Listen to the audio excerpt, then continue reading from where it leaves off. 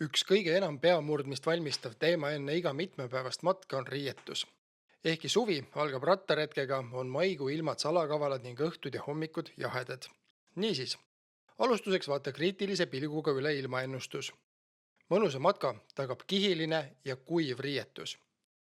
Kogenumad matkajad teavad, et üks parimaid asju aluskihiks on veidi kahtlase välimusega võrksärk, mis hoiab keha imeliselt soojas ning higi ja niiskuse nahast eemal. Selle peale lähevad vastavalt ilmale kõik järgmised kihid. Kõige kriitilisemad rõivatükid rattaretkel on rattapüksid, rattakindad ja pikad varrukad, millega end päikesepõletuse eest kaitsta. Ilma nende asjadeta võib aasta üks esimesi sõite olla valusalt piinarikas. Elementaarne mõnusalt pikad matkapüksid, rajale kaasa tuulekindel jakk, vajadusel vihmakindel koorikjope või keep. Õhtul laagris on jahedas kevadõhtus sinu armastatud kaaslaseks soe jope ning ka müts või puhv, mis pea soojas hoiab. Mina soovitan Haapsalu roheliste rattaretkele rattakingad koju jätta.